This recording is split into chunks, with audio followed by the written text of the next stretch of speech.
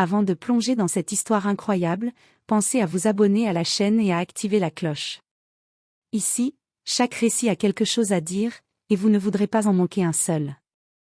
L'hôtel Regency Grand New York, joyau architectural de la 5e avenue, s'élevait comme un palais dans la jungle urbaine de Manhattan.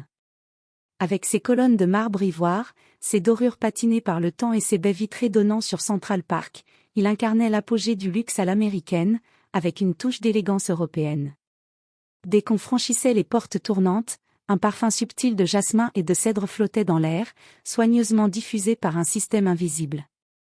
Le sol, en marqueterie de bois précieux, brillait d'un éclat si parfait qu'on hésitait presque à y poser le pied. Des portiers gantés ouvraient la voie avec une révérence digne des grands ballets, et les valets en livrée emportaient les bagages sans bruit, comme des ombres entraînées depuis l'enfance.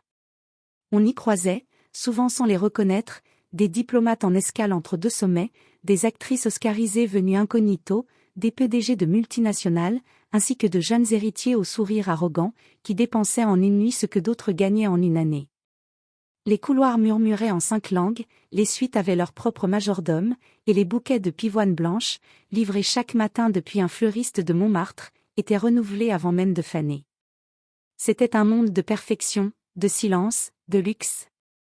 Et dans ce théâtre de raffinement, Grace Miller, une femme de chambre noire âgée de 38 ans, passait comme une note discrète au milieu d'un concerto majestueux. Silencieuse, toujours à l'heure, elle poussait son chariot avec la grâce d'une danseuse invisible. Ses gestes étaient précis, presque chorégraphiés, plier un drap comme on tournerait une page précieuse, redresser un coussin avec l'instinct d'un peintre corrigeant une lumière, aligner les pantoufles comme un chef d'orchestre accorde ses instruments. Elle ne levait jamais la voix. Elle s'excusait presque de son passage, saluant les clients d'un hochement de tête respectueux, esquivant les regards insistants. Les autres employés l'aimaient bien, surtout les plus anciens. Elle écoutait toujours, mais parlait peu. Son visage portait une douceur résignée, comme si la vie lui avait appris à observer sans se faire remarquer. Toujours coiffée d'un chignon bas parfaitement serré, elle semblait porter son uniforme non comme une contrainte, mais comme une seconde peau, qu'elle habitait avec dignité. À ceux qui posaient des questions, elle répondait brièvement. Elle habitait dans le Bronx, prenait 2 métros pour venir jusqu'ici, et vivait avec ses 2 jeunes frères. Rien de plus. Aucun détail inutile. Pour beaucoup, elle était une pièce bien huilée dans la machinerie silencieuse du luxe, une ombre efficace, une présence fiable mais interchangeable.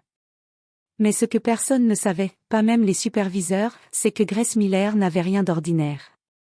Derrière son regard modeste, se cachait une intelligence vive, une curiosité insatiable, une mémoire linguistique prodigieuse.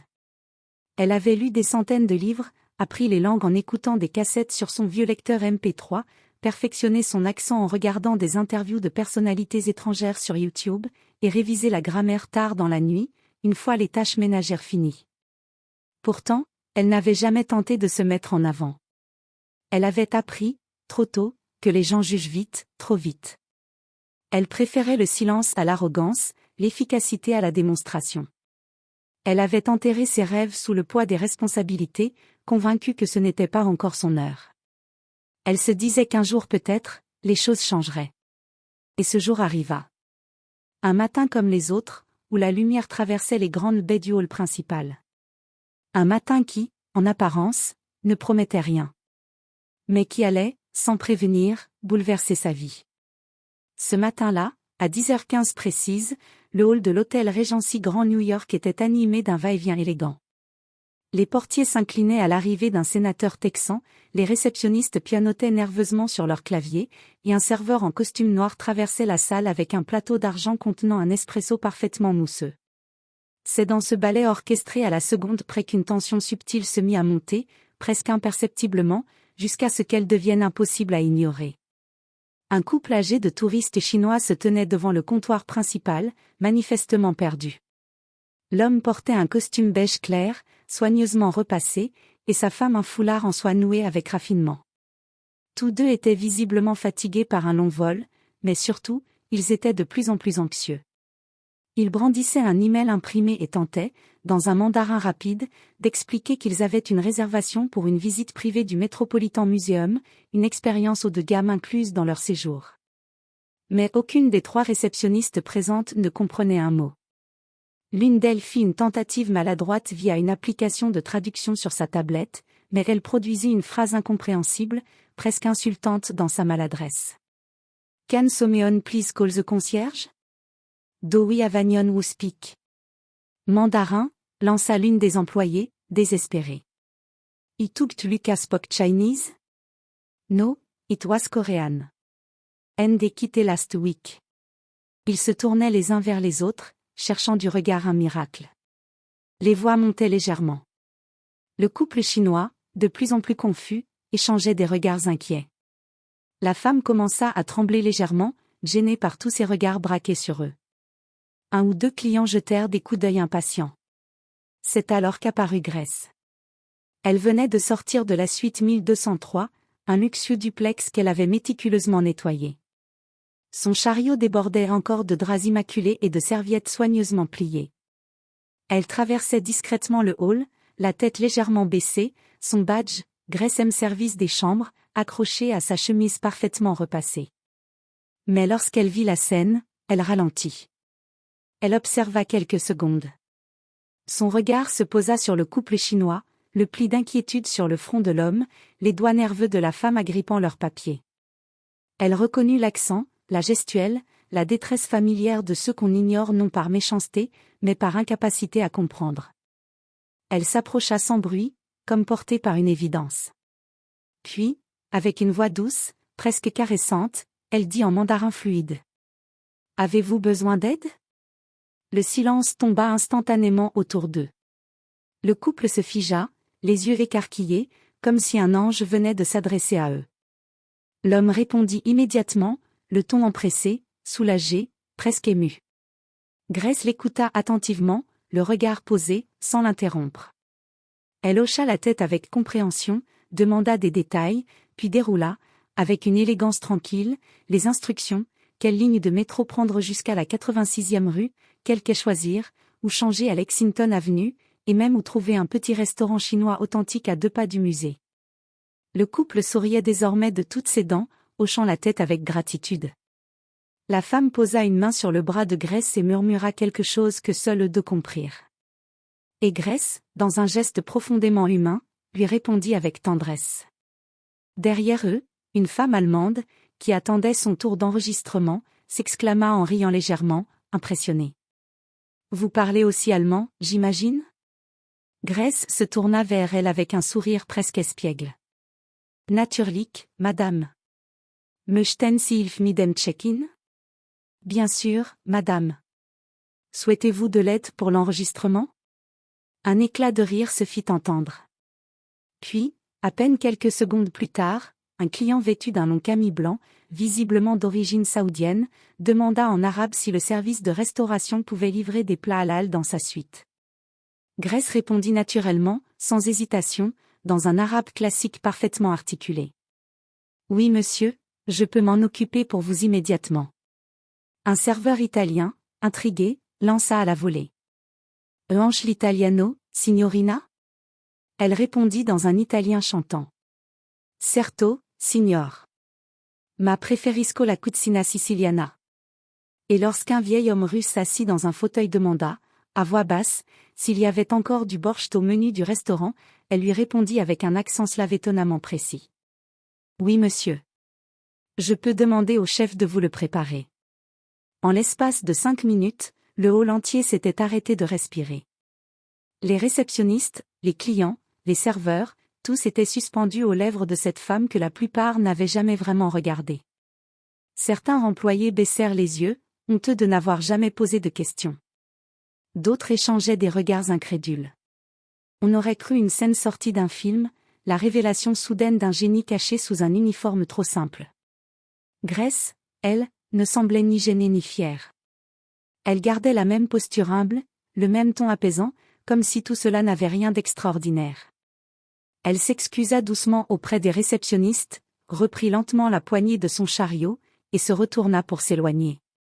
Ce que Grace ignorait, c'était qu'à quelques mètres au-dessus d'elle, une silhouette solitaire se tenait immobile, appuyée contre la balustrade de bois sculpté du mezzanine du hall central. Henry W. Davison, fondateur et propriétaire du Regency Grand, venait d'arriver incognito, comme il en avait pris l'habitude depuis plusieurs années. À 63 ans, cet homme à la barbe poivre et celle taillée au millimètre, regard clair et expression impénétrable, n'était pas du genre à briller par sa présence tapageuse. Il se fondait dans la foule avec l'élégance d'un joueur d'échecs observant la partie sans y toucher. Ce matin-là, il portait un blazer beige sans marque visible, une chemise bleu pâle entr'ouverte au col, et un jean sombre, parfaitement ajusté. Une tenue simple, presque banale, sauf pour ceux qui savaient lire entre les lignes du tissu et des coutures. Henry Davison ne venait pas vérifier des chiffres ou inspecter la moquette. Il venait évaluer l'âme de ses établissements. Il observait les gestes discrets, les silences, la façon dont les employés traitaient ceux qui n'avaient pas de nom connu. Pour lui, un grand hôtel n'était pas seulement une machine de prestige. C'était une scène où chaque détail humain comptait. Et ce qu'il venait de voir n'était pas simplement remarquable. C'était révélateur. De son perchoir discret, il avait assisté à la scène entière, une femme de chambre noire, en uniforme, échangeant en mandarin, puis en allemand, en arabe, en italien, en russe, avec un naturel désarmant. Aucun accent exagéré. Aucun mot mal placé. Juste la précision, la fluidité, la grâce. Il sentit sa gorge se nouer. Pas de colère. Pas d'étonnement théâtral. Mais une profonde réflexion silencieuse, teintée d'un mélange rare chez lui, admiration et honte. Comment une telle perle avait-elle pu passer 6 années dans son hôtel sans jamais émerger? Il se redressa lentement, descendit les escaliers sans bruit. Chaque marche semblait accompagner une pensée nouvelle. Arrivé dans le hall, son pas ralentit alors que les conversations s'étaient éteintes. Les réceptionnistes s'écartèrent, les clients baissèrent la voix. L'atmosphère se densifiait d'une tension contenue. Grace, qui s'apprêtait à reprendre son chariot pour retourner dans les étages, sentit une présence. Elle se tourna, et son cœur fit un bond. Elle le reconnut immédiatement, bien qu'il ne soit qu'une rumeur dans les couloirs. Sa silhouette avait orné les magazines financiers, les interviews de CNN, les portraits accrochés dans la salle des réunions au 12e étage. C'était lui. Il s'arrêta à quelques pas d'elle, sans hausser la voix, mais en projetant toute l'autorité du fondateur. « Mademoiselle. Quel est votre nom ?» Sa voix était douce, mais tranchante comme une lame de verre. Grace sentit sa gorge se serrer. Elle ravala son souffle, droite malgré tout. « Je m'appelle Grace Miller, monsieur Davison. » Il hocha lentement la tête. Ses yeux bleus, clairs comme la glace, semblaient la scanner sans mépris, sans jugement, mais avec une intensité presque troublante. « Vous travaillez ici depuis combien de temps ?» Elle répondit, un peu plus bas. « Cela va faire un peu plus de 6 ans. » Il croisa les bras, mais son visage demeura fermé. Pas un sourire. Pas un froncement. Et, combien de langues parlez-vous exactement? Le cœur de Grace battait si fort qu'elle crut l'entendre dans ses tempes. Autour d'eux, on n'entendait que le murmure lointain d'un ascenseur, et le glissement discret d'un bagagiste. Elle hésita. Elle ne savait pas si elle allait être remerciée ou renvoyée pour avoir attiré l'attention. Tant de fois, elle avait appris à rester invisible. À ne pas trop briller. Mais cette fois, elle répondit, la voix posée, calme, déterminée à ne pas mentir. 9 langues, monsieur. L'anglais, le français, l'allemand, l'italien, l'espagnol, le mandarin, l'arabe, le russe, et le portugais. Je suis en train d'apprendre le japonais et le suédois sur mon temps libre. Davison ne répondit pas immédiatement. Il la fixait. Non plus comme un patron regarde une employée, mais comme un homme qui vient de trouver, dans une boîte poussiéreuse, une œuvre d'art oubliée du monde entier. Enfin, il murmura, presque pour lui-même. Incroyable. Puis, il releva la tête et reprit, plus fort. Et pourquoi personne ici n'est au courant de ce talent? Pourquoi votre nom ne figure-t-il dans aucun rapport? Grace baissa les yeux. Elle sentit le poids de tout ce qu'elle n'avait jamais dit. Je n'en ai jamais parlé, monsieur. Je suis ici pour travailler. Et je n'ai jamais pensé que cela intéresserait qui que ce soit. Elle leva lentement les yeux vers lui. Ce regard humble, mais intact. Il n'y avait ni arrogance, ni fausse modestie, seulement la vérité nue d'une femme qui n'attendait rien, mais qui méritait tout.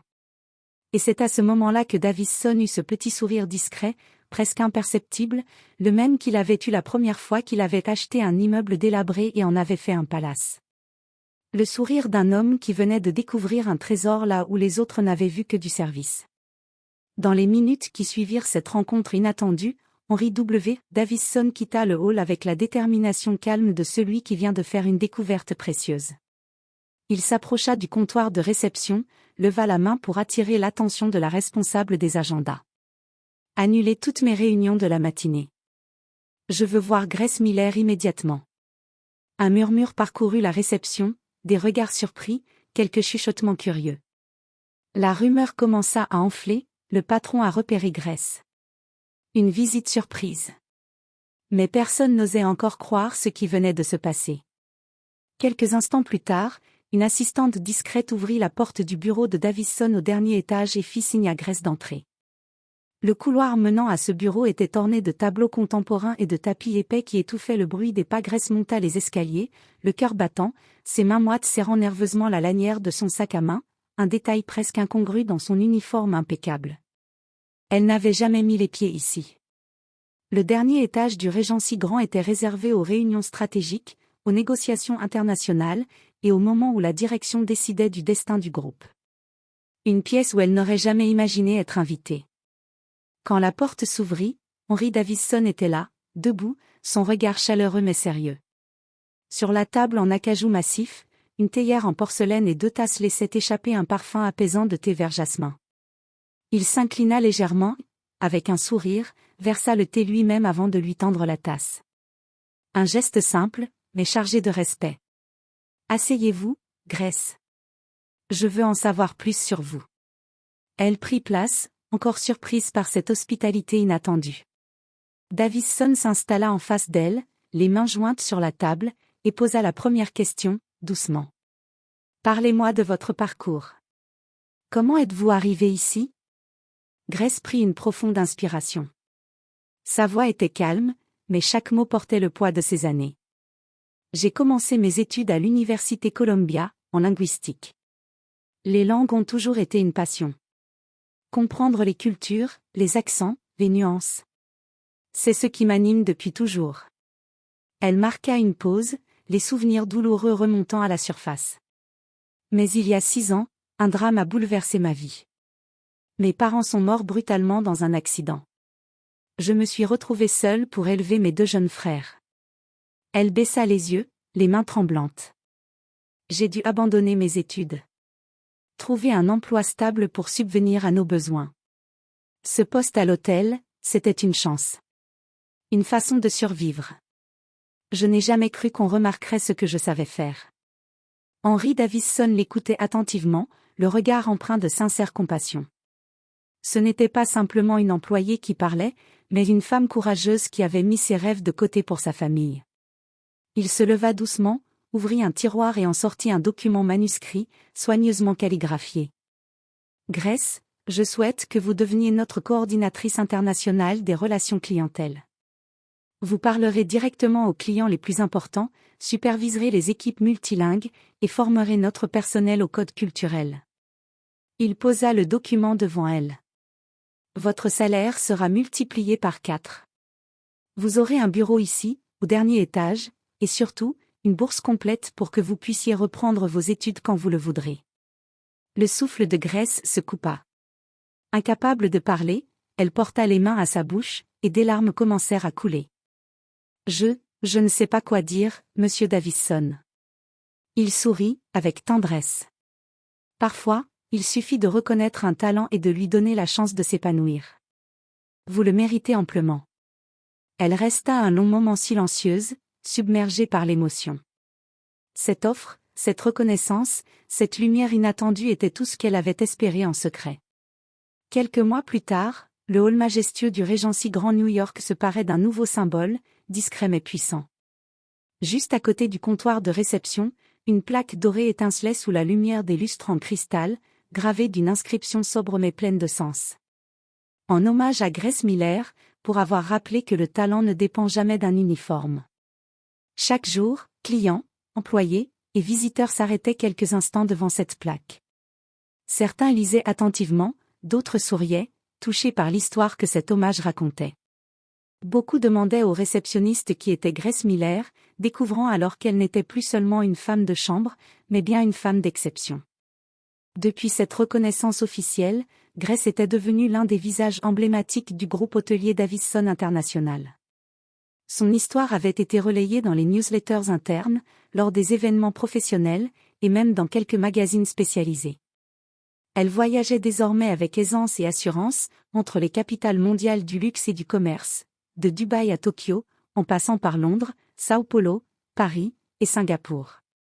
Elle assistait à des conférences, animait des ateliers de formation pour le personnel multiculturel et conseillait la direction sur les relations internationales. À chaque déplacement, on la reconnaissait, on la saluait avec respect. Sa voix douce, son sourire sincère, sa passion communicative pour les langues et les cultures faisaient d'elle une ambassadrice incomparable. Mais, malgré ce succès fulgurant, Grace restait humble et profondément attachée à ses racines.